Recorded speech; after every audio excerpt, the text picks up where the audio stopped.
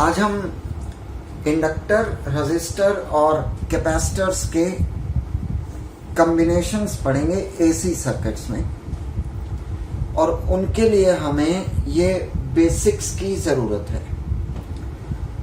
और 3 सर्किट्स जो हम ऑलरेडी पढ़ चुके हैं, R only, resistor only, inductor only and capacitor only.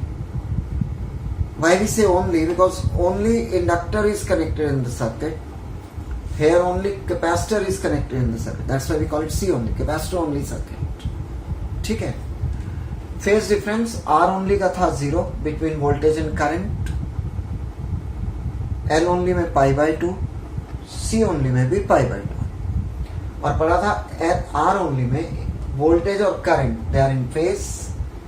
L only में वोल्टेज लीड्स द करंट, और सी ओनली में करंट लीड्स द वोल्टेज। ठीक है। आर ओनली में रेजिस्टेंस होती है represented by R, L only में और सी ओनली में reactance, inductive reactance XL, capacitive reactance XC. This is omega L and this is 1 by omega C. Phase difference को represent करने के अलग अलग तरीके हो सकते हैं। जैसे हमने फेजर डायग्राम यूज किया था और उससे हमने फेज डिफरेंस को रिप्रेजेंट किया था, 0 है या पाई बाय 2 है, जो भी था। कुछ और डायग्राम्स हो सकते हैं, ग्राफ्स हो सकते हैं जिनसे हम फेज डिफरेंस को रिप्रेजेंट करें। तो एक डायग्राम और स्टडी कर रहे हैं, वेक्टर डायग्राम्स। इनसे भी फेज डिफरेंस को रिप्रेजेंट किया जा सकता है। फेजर डायग्राम्स तो हमने पढ़े ही थे, we can also use vector diagrams. Pay attention, R only, L only, C only, phase difference 0, pi by 2, pi by 2, E and I are in phase, E leads और I leads, ये हमने पढ़ा हुआ है। देखो कैसे रिप्रेजेंट करेंगे। R only में अगर करंट इस एक्सिस पर ले रहे हैं तो वोल्टेज अक्रॉस रजिस्टर भी इधर ही ली जाए। ठीक है। L ओनली में यही चीज अगर शो करनी हो, करंट इसी एक्सिस पर लेंगे, वोल्टेज यहां लेंगे, भी है।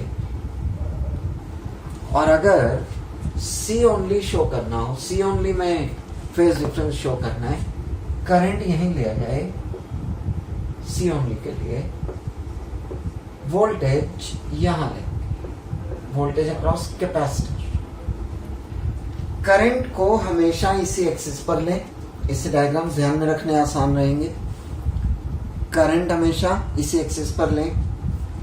फेज डिफरेंस 0 है तो वोल्टेज भी इधर हो जाएगी, और फेज डिफरेंस पाई बाय 2 है तो वोल्टेज या तो इधर ले सकते हैं या इधर।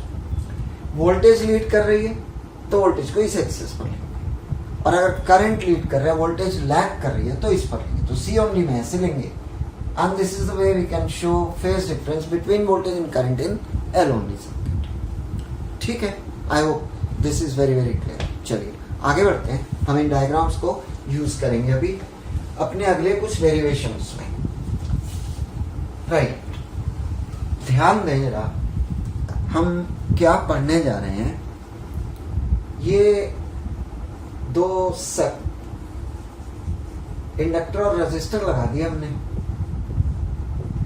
इसकी रेजिस्टेंस 10 ओम, इसकी 15 ओम। तो टोटल रेजिस्टेंस, इसकी रेजिस्टेंस, इसकी रिएक्टेंस, तो टोटल कितनी होगी सीरीज में? 25 ओम नहीं होगी। ठीक है। नेट रेजिस्टेंस 25 ओम नहीं होगी। डीसी में तो होगी बट एसी सर्किट में नहीं होगी। फिर से, अगर ये 10 वोल्ट पोटेंशियल डिफरेंस है और ये 6 वोल्ट हो, तो यहाँ वोल्टेज कितनी होगी? कोई आइडिया किसी को? यहाँ वोल्टेज कितनी होगी? If this is applied voltage 10 volt, this is 6 volt, तो ये कितनी होगी? कोई आइडिया नहीं है, पता नहीं, है ना? अगर ये डीसी सर्किट हो, definitely this will be 4 volt, but अगर ये एसी है फिर ये 4 वोल्ट नहीं होगी। कितनी होगी? इसके लिए हम फॉर्मूला डिराइव करेंगे। ये फर्क है एसी सर्किट में और डीसी सर्किट में, ठीक है? फिर से we have a resistor, we have a capacitor, combinations ले रहे हैं, और अगर ये 10 वोल्ट है, ये 20 वोल्ट है, डीसी होता तो यहाँ टोटल वोल्टेज कितनी होती? 30 वोल्ट, बट एसी में दिस वोंट बी 30 वोल्ट। कितनी होगी? इसके लिए फॉर्मूला हम ढूंढने जा रहे हैं, फॉर्मूला रिप्रेजेंट करेंगे, ठीक है? I hope this is clear. तो शुरू करते हैं इन कॉम्बिनेशंस को जिनमें इंडक्टर, रेजिस्टर, कैपेसिटर एक साथ लगे हुए हैं एसी सर्किट्स में। ये नेट वोल्टेज फाइंड करने के लिए हमें वेक्टर डायग्राम्स की जरूरत पड़ेगी। तो let's draw vector diagram for LR circuit. Vector diagram for LR circuit. ध्यान से देखना, एलआर में एक रेजिस्टर लगा है, एक इंडक्टर लगा है, और ये एसी सर्किट है। ये रेजिस्टर, इंडक्टर, इसे एलआर या आरएल सर्किट भी बोलते हैं, आरएल सर्किट भी कह सकते हैं। और पहले रेजिस्टर लगाएं या इंडक्टर लगाएं, उससे कोई फर्क नहीं पड़ता है, ठीक है? कि पहले इंडक्टर या रेजिस्टर कुछ भी लगा दें, उससे फर्क नहीं पड़ेगा। तो एलआर या आरएल कुछ भी कह सकते हो। इसके अक्रॉस वोल्टेज है वीआर और इसके अक्रॉस वोल्टेज है वीएल। टोटल वोल्टेज है वी। नेट वोल्टेज कैसे निकाली जाए जरा ध्यान दो।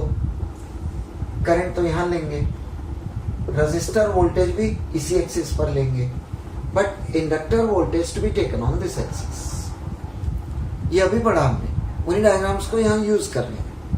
Current obviously on this axis and we have taken resistor voltage on the same axis, phase difference 0 होता है, but inductor voltage surely on this axis.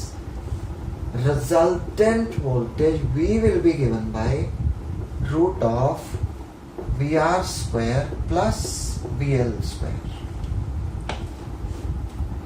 Phase difference है ना, उस वजह से ऐसा हो रहा है, because of the phase difference between the voltages.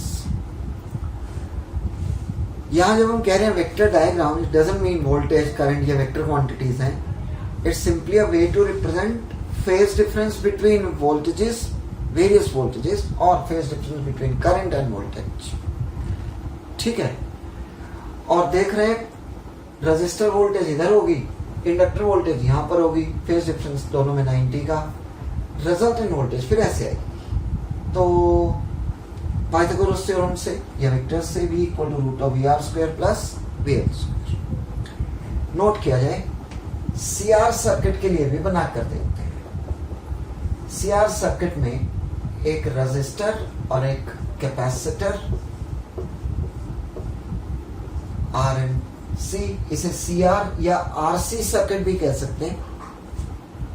Applied voltage V, current यहां पर लेंगे IB, रेजिस्टर वोल्टेज भी यहां होगी, कैपेसिटर वोल्टेज फिर यहां पर, रिजल्टेंट वोल्टेज ये होगी, और resultant voltage will be root of VR square plus VC square. फॉर्मूले लगभग सिमिलर हैं, मिलते जुलते। Next is LCR series circuit. LCR series circuit का अगर वेक्टर डायग्राम बनाना हो तो कैसे बनाएंगे? ध्यान दो, इंडक्टर है, रजिस्टर और कैपेसिटर किसी भी ऑर्डर में लगा सकते हैं। RLC करंट इस एक्सिस पर IB, वोल्टेज अक्रॉस रजिस्टर इधर होगी, वोल्टेज अक्रॉस इंडक्टर यहां पर, वोल्टेज अक्रॉस कैपेसिटर यहां पर। हमने हर बार IV करंट को इधर लिया, इससे याद करना इजी हो गया। याद करना इजी क्या हो गया, रजिस्टर वोल्टेज हमेशा इधर लेंगे, इंडक्टर वोल्टेज हमेशा ऊपर को होगी, कैपेसिटर वोल्टेज हमेशा नीचे को होगी। कंडीशन है करंट इस एक्सिस पर है अगर, तो हर केस में हमने करंट को इस एक्सिस पर ही लिया, हमेशा ही लेंगे, चेंज नहीं करेंगे।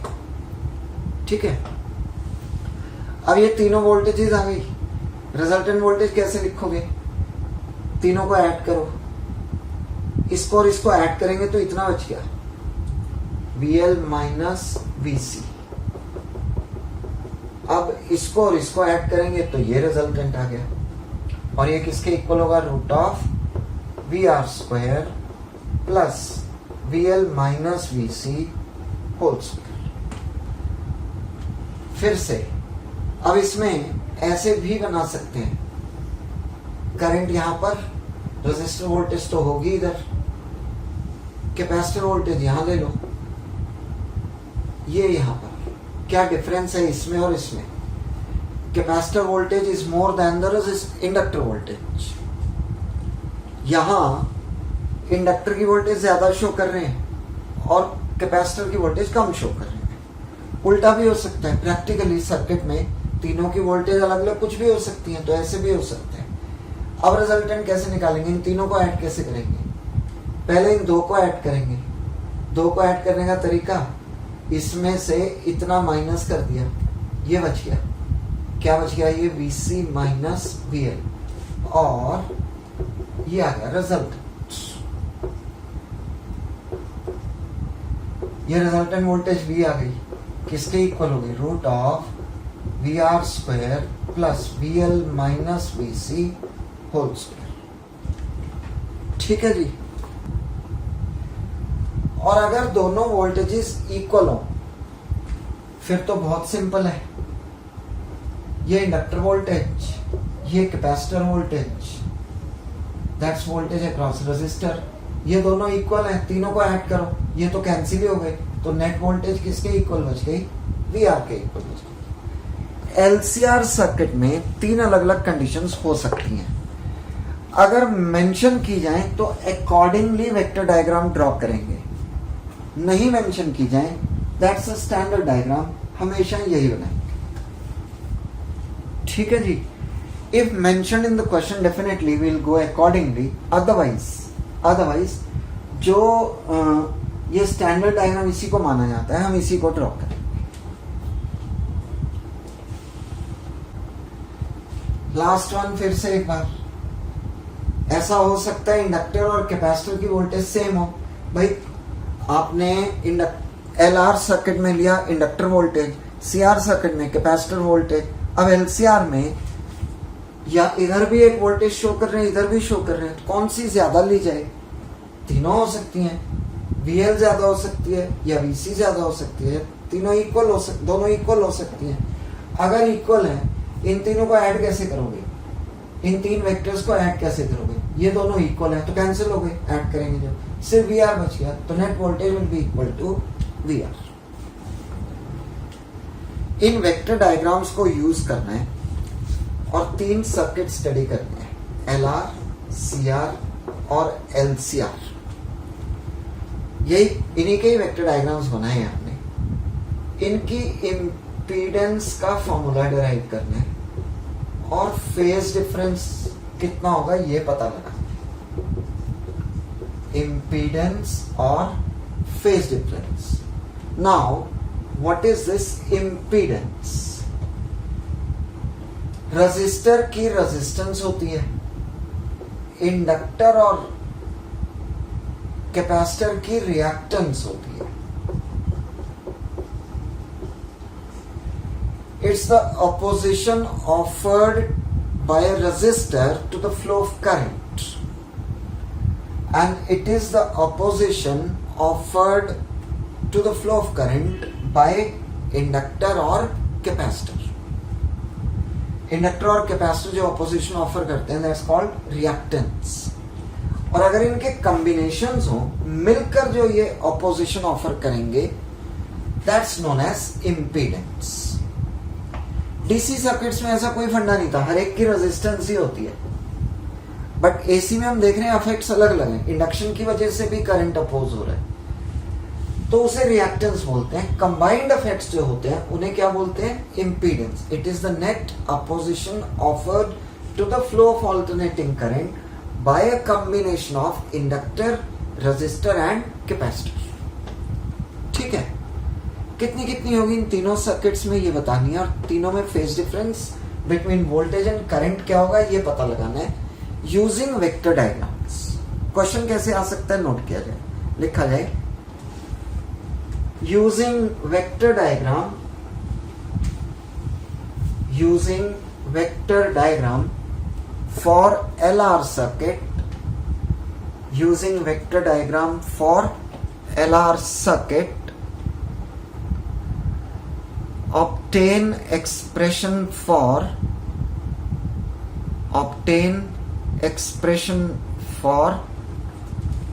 impedance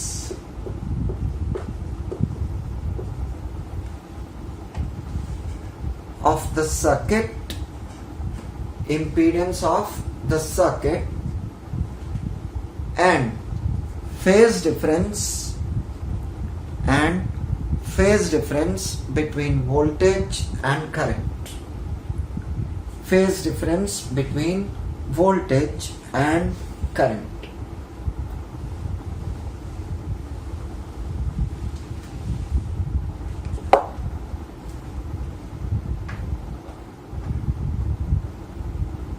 तो जरा ध्यान दिया जाए.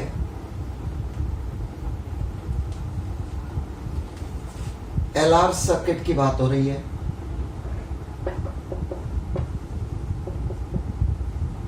इसमें एक इंडक्टर लगा है, एक रेजिस्टर लगा है.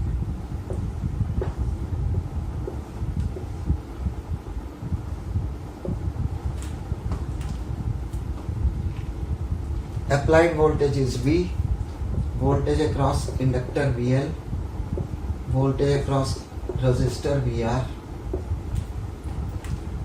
वेक्टर डायग्राम एलआर सर्किट का. करंट हमेशा यहां लेंगे ऑलवेज, और करंट से हमारा मतलब virtual current all cases. Resistor voltage इधर ही होती है, जैसे कि पिछली क्लास में पढ़ा था. रेजिस्टर सर्किट जो था सिर्फ रेजिस्टर वाला last circuit R only, resistor only, उसमें हमने देखा था वोल्टेज और करंट में फेज डिफरेंस 0 होता है. तो वोल्टेज और करंट में फेज डिफरेंस 0 है. ठीक है, और इंडक्टर की वोल्टेज लीड करती है by pi by 2. It leads current. तो ये हमने अभी वेक्टर डायग्राम जो शुरू में बनाए उनको यूज कर रहे हैं. ठीक है बेटा, पिछली क्लास के रिजल्ट्स को यूज कर रहे हैं. तो रेजिस्टर वोल्टेज, यहाँ एक चीज याद रखनी है, करंट हमेशा इसी एक्सिस पर लिया जाए. ठीक है, हमेशा. अगर करंट इधर है तो रेजिस्टर वोल्टेज इधर होगी, कैपेसिटर इंडक्टर वोल्टेज यहां लेंगे और कैपेसिटर वोल्टेज नीचे. ये कहां से आया? ये पिछली क्लास में जो फेज डिफरेंस के फॉर्मूले हमने डिराइव किए थे वहां से. ठीक है जी. अब यहां आ जाओ. सब मिक्सिंग होगी आज पढ़ाते रहें, क्योंकि हमें समझ नहीं आ रहा कहाँ कैसे करें. बीच बीच में क्वेश्चन अजीब हो गए ना. ये रिजल्टेंट वोल्टेज आ गई. वोल्टेज और करंट में ये फेज डिफरेंस होगा. और इस डायग्राम से अगर देखें तो V square will be V R square plus V L square. Please ध्यान दें, यहां से v square will be vr square plus vl square. And the most important step जो 3 डेरिवेशंस में यूज होगा, इसके अलावा और कुछ समझने का नहीं है, सिर्फ यही स्टेप ध्यान दो. इसे लिख सकते हैं IV into R. और इसे लिख सकते हैं I V into XL. This is very important. Formula होता है V equal to I R. Current हमेशा वर्चुअल करंट लेंगे, और अगर रजिस्टर है तो रेजिस्टेंस लेंगे, और अगर इंडक्टर है तो रिएक्टेंस लेंगे.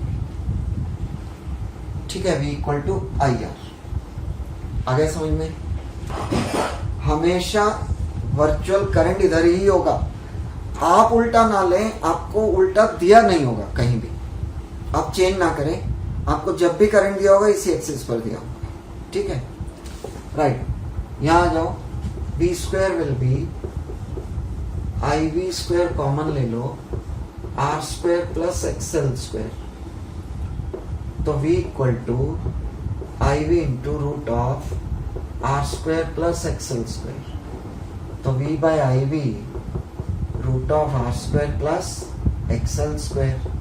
और V बाय आई आर होता है, V बाय आई आर होता है. तो यहाँ आर नहीं कहेंगे, ZL से रिप्रेजेंट करेंगे. रेजिस्टेंस तो कहते ही नहीं है इसी में. क्या कहेंगे इसको? Impedance. Instead of resistance will call it impedance. इसकी यूनिट क्या होगी? Ohm. So we get the formula for impedance of LR circuit. Impedance of LR circuit. ठीक है जी. Yes. tan phi phase difference के लिए एक्सप्रेशन इसी वेक्टर डायग्राम से, दिस बाय दिस. तो V L by V R tan phi I V into XL by I V into R. यह है समझ में? सेम बिल्कुल. वी एल को आई वी इंटू एक्सएल और वी आर को I V into R. I V से I V cancel हो गया, तो tan phi XL by R. तो phi will be tan inverse XL by R. Phase difference कौन lead कर रहे हैं? ध्यान दो. डायग्राम से, वेक्टर डायग्राम से. V leads I. V leads I. दिमाग में लिख लिया जाए, हर इंडक्टर सर्किट में वोल्टेज लीड करती है. हर इंडक्टर सर्किट में वोल्टेज लीड करती है. ठीक है, वोल्टेज लीड्स द करंट. और हर कैपेसिटर सर्किट में करंट लीड्स द वोल्टेज. ठीक है जी. अब इसको समझकर नोट किया गया. डायग्राम से दिख रहा है. एक तो याद ही रखना है, इंडक्टर लगा है तो वोल्टेज लीड करेगी. ठीक है, लेकिन फिर भी क्यों, कहां से पता लगा? वो यहां से पता लगा. ये आई है, ये वोल्टेज है, तो वोल्टेज लीड कर रही है. ठीक है. और कुछ? Any other question? इम्पीडेंस. हाँ, देखो, करंट को अपोज करना, उसके लिए अलग अलग टर्म्स यूज की गई हैं. अगर कोलिजन्स की वजह से हो इलेक्ट्रॉन्स की कि करंट अपोज हो रहा है, we call that property as resistance. और अगर कोलिजन नहीं है, कोई और रीजन है, तो फिर उनके लिए अलग अलग टर्म्स यूज की गई हैं. इंडक्टर के लिए इंडक्टर की जो अपोजिशन है या कैपेसिटर की जो अपोजिशन है उसे रिएक्टेंस कहते हैं. अपोजिशन ऑफर्ड बाय इंडक्टर और capacitor to the flow of alternating current, we call that as reactance. और रेजिस्टर की जो अपोजिशन है उसे रेजिस्टेंस कहते हैं. अब इन्हें इकट्ठा लगा दें तो रेजिस्टर की रेजिस्टेंस और इंडक्टर की रिएक्टेंस combined effect जो होगा, that's known as impedance. We can say it's the net opposition to the flow of alternating current by resistor, combination of resistor and inductor या resistor and capacitor. Next, अब अगर CR circuit हो तो vector diagram से impedance और phase difference कैसे derive होगा? करो, कर सकते हो. LR की जगह कौन सा सर्किट लेना है? CR circuit. We have resistor, we have capacitor, इसे आरसी सर्किट भी कह सकते हैं, we can also call it RC circuit. Register के अक्रॉस वोल्टेज VR, कैपेसिटर के across VC, net voltage applied voltage V, vector diagram, current हमेशा यहां लेंगे, वोल्टेज अक्रॉस रजिस्टर फिर इधर ही होगी, एंड वोल्टेज अक्रॉस कैपेसिटर यहां पर। रिजल्टेंट वोल्टेज ये होगी, angle between voltage and current phi, we'll call it phase difference। बिल्कुल सिमिलर स्टेप्स हैं, देखो क्या डिफरेंस है, हर जगह L की जगह C आ जाएगा बस, बाकी सब सेम रहेगा। जहां कहीं भी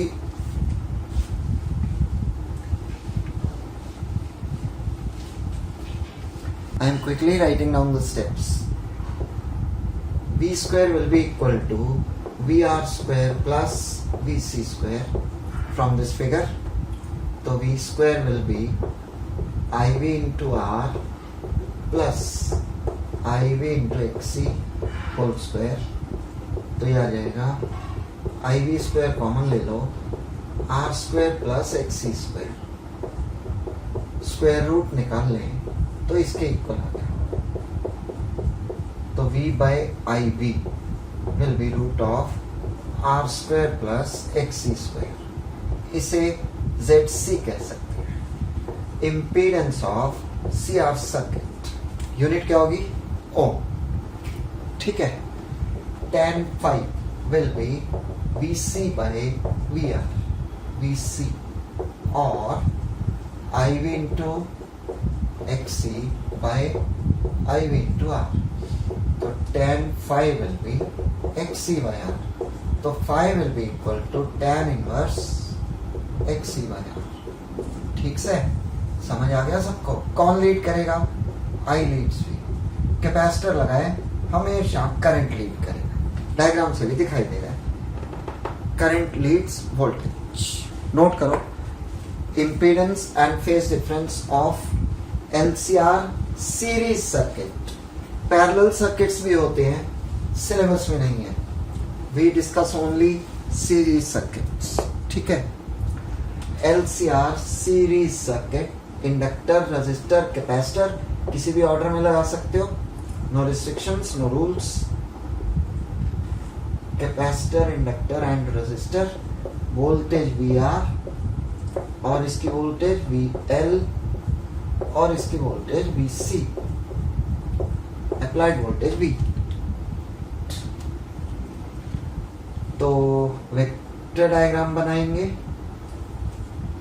IV, VR, ये VC, ये VL, रिजल्टेंट। इन तीनों को ऐड करना है, तो इस पूरे में से इतना माइनस कर दो, ये बच गया VL माइनस VC, ये आ गया। तो ये एंगल फाई। ठीक है।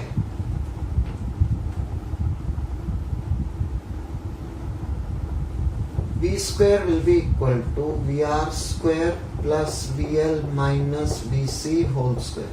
चेक करो भाई, पहला स्टेप सबको समझ आना चाहिए। The first step,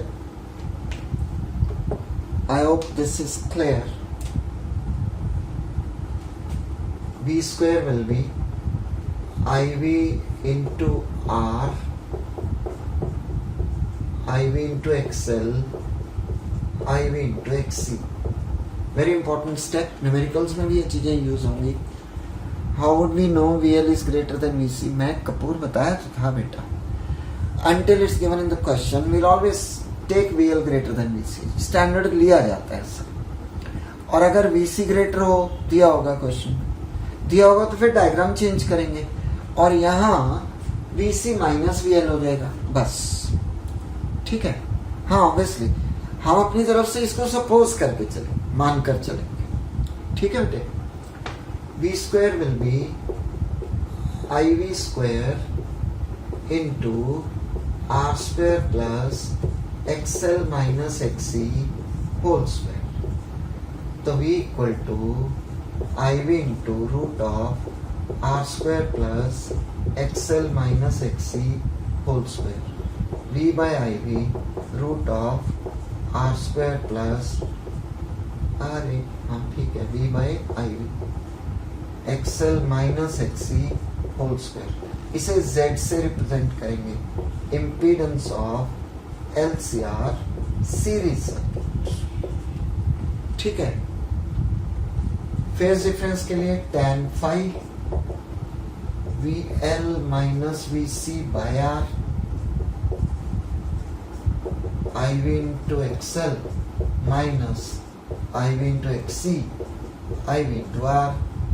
करंट जब भी लेंगे अपनी तरफ से वर्चुअल वैल्यू हमेशा, जब तक कोई और वैल्यू कहीं ना जाए, और कोई वैल्यू कहीं नहीं जाएगी, क्योंकि हम हमेशा वर्चुअल करंट की ही बात करते हैं। हमारे यहाँ करंट जैसे मान लो फैन है, 1 एम्पियर करंट फ्लो है इसमें से, तो वर्चुअल करंट, वोल्टेज 220 वोल्ट है हमारे यहाँ, तो virtual voltage. Can current and voltage भी इन द सेम फेज? ये LCR में ही है, बाकी सर्किट्स में तो हो गया आइदर करंट विल लीड और वोल्टेज विल लीड। LCR में देखो हमने बताया था आपको, इंडक्टर लगाए तो वोल्टेज लीड करती है, कैपेसिटर लगाओ तो करंट लीड करता है, और रजिस्टर ओनली में हमने पढ़ा था फेज डिफरेंस 0 होता है। यहाँ तीनों लगे हुए हैं, तो यहाँ 3 अलग अलग कंडीशंस हो सकती हैं, वोल्टेज भी लीड कर सकती है, करंट भी, और सेम फेज में भी हो सकती है। यस, अगर ये दोनों इक्वल हो गए तो फेज डिफरेंस 0 आ जाएगा, और जब 0 आएगा तो सेम फेज में होंगे वोल्टेज और करंट। ठीक है, और अगर XL ग्रेटर हुआ, if XL is greater then XC, तो फिर V लीड्स आई, और अगर XC ग्रेटर है XL से तो फिर I लीड्स भी, और अगर दोनों इक्वल है, याद रखना है ये याद रखना है, न्यूमेरिकल्स में यूज होंगी कंडीशंस कई बार, तो V एंड I are in phase. Okay, last point इसका, इसे अगर ऐसा हो कि XL XC बड़ा है, भाई 3 चीजें लगी हुई हैं LC और R, हम इसे कहेंगे इंडक्टिव सर्किट है। LCR बट इंडक्टिव है, क्योंकि इंडक्टर का इफेक्ट ज्यादा है। फिर इसे क्या कहेंगे? कैपेसिटिव सर्किट, कैपेसिटर का इफेक्ट ज्यादा है। और इसे क्या कहेंगे? रेजिस्टिव सर्किट, रेजिस्टिव, रेजिस्टर ही महाराज है ना। I hope this is clear. Yes.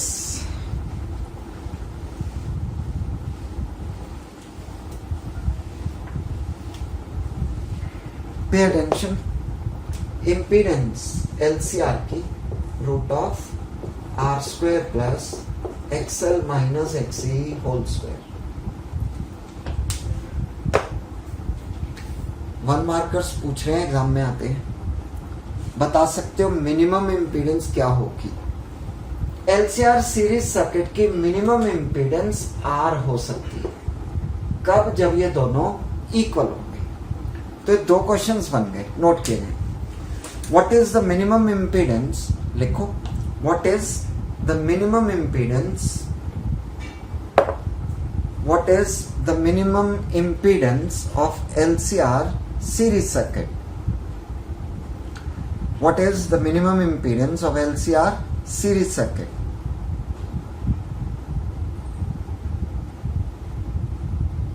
Answer लिखा जाए Z equal to R, Z equal to R। Minimum impedance किसके इक्वल होगी? R के इक्वल होगी। ठीक है, नेक्स्ट अगला सवाल, when is impedance of LCR series circuit minimum? पहले था कितनी, अब है कब। When is impedance of LCR series circuit minimum. LCR series circuit की इम्पीडेंस मिनिमम कब होगी? जब XL और XC इक्वल होगी। When is impedance of LCR series circuit minimum? When XL is equal to XC। ठीक है, आगे बढ़े। अच्छा, इम्पीडेंस क्या होता है? Opposition to the flow of current, current को अपोज करना। इम्पीडेंस जितनी कम होगी करंट उतना ज्यादा होगा। इम्पीडेंस जितनी कम होगी करंट उतना ज्यादा होगा। तो क्वेश्चन इस तरह से भी पूछ सकते हैं, when is current through LCR series circuit maximum? लिख लो question, when is current through LCR series circuit maximum? When is current through LCR series circuit maximum?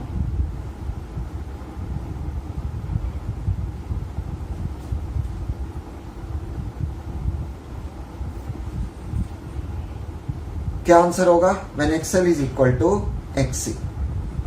When XL is equal to XC, XL और XC जब equal होंगे तो current maximum होगा। और ये maximum current की जो कंडीशन होती है, जब करंट मैक्सिमम हो तो हम बोलते हैं circuit is in resonance. Resonance का मतलब होता है मैक्सिमम एम्पलीट्यूड। यहां हम करंट की टर्म्स में लेते हैं। क्वेश्चन नोट करो, when is LCR series circuit, लिखा जाए when is LCR series circuit, when is LCR series circuit said to be in resonance? When is LCR series circuit said to be in resonance? Resonance मतलब maximum current कब flow होगा? तो when XL is equal to XC, when XL is equal to XC, the circuit is said to be in resonance। तो कई बातें हो गई। एक तो मिनिमम इम्पीडेंस कितना होगा? R के इक्वल होगा। कब होगा? जब XL और XC इक्वल होगा।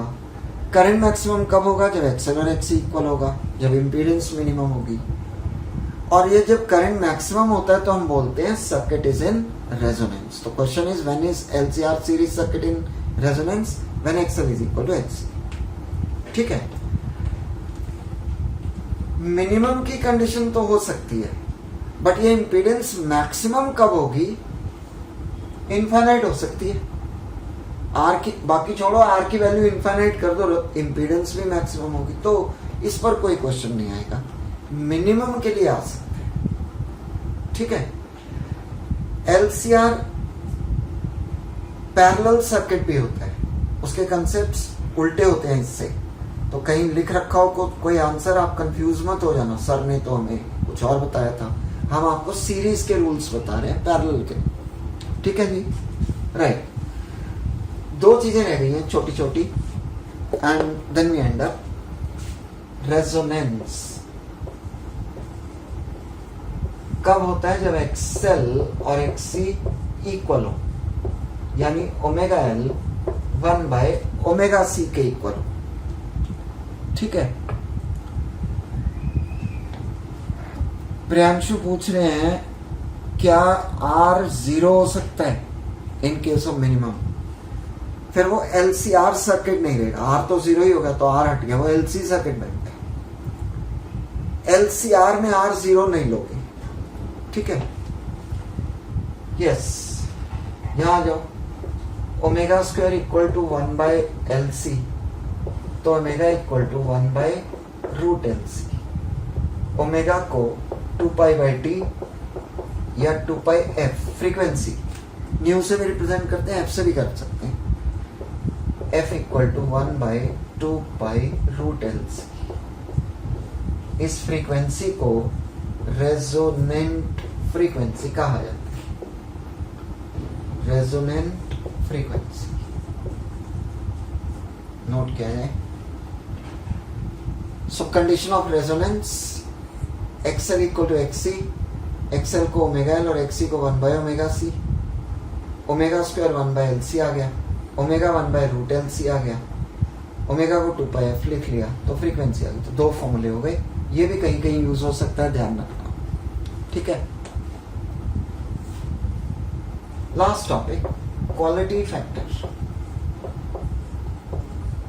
Also called Q factor. Quality factor और क्यू फैक्टर नोट करें, लिखें इसके बारे में।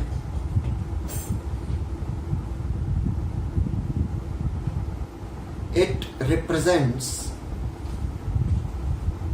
एलसी सर्किट आगे कराएंगे बेटा लास्ट में। It represents sharpness of a circuit of LCR series circuit.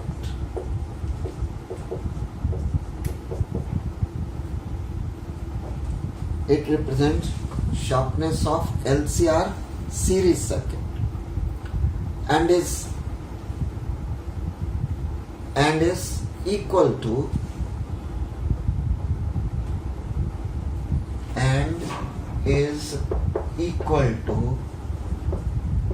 the ratio of voltage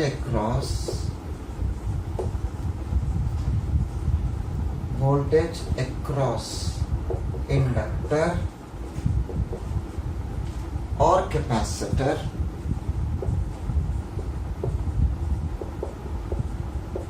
to the voltage across resistor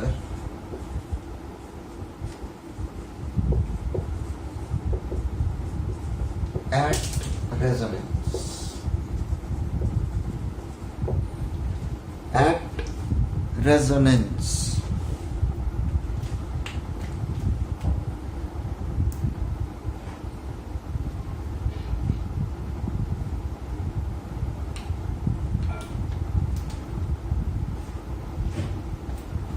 Means quality factor, voltage across inductor or voltage across capacitor to voltage across resistor at resonance.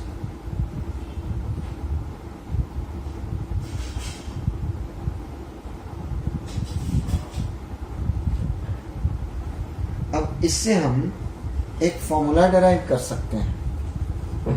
Definition लिख ली सबने, आगे बढ़े।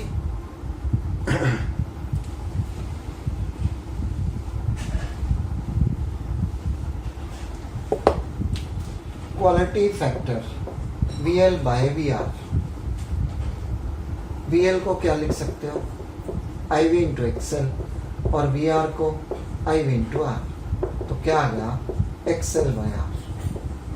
XL is omega, omega 1/√LC अभी लिखा था, omega 1/√LC into L/R। तो ये आ गया 1/R इंटू √L/C।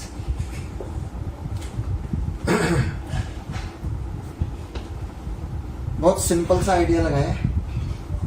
डेफिनेशन लिखी थी ना, Q equal to VL/VR, voltage across resistor to voltage across inductor to voltage across resistor.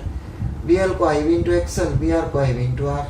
IV cancel हो गया, XL को ओमेगा लिख लिया, ओमेगा 1/√LC। एंड ऐसे भी लिख सकते हो VC/VR, तो IV into XC by IV into R। तो ये आ गया XC/R, और XC क्या होता है 1/ωc, और ओमेगा क्या होता है 1/√LC। तो सॉल्व करेंगे, क्या आ जाएगा 1/R into √L/C। Q equal to 1/R into √L/C। Still we have the same result. Obviously, resonance में VL और VC इक्वल होते हैं, और जब इक्वल है तो एंड रिजल्ट डेफिनेटली सेम है। ठीक है जी। कुछ पूछो, हमारा टॉपिक खत्म हो गया।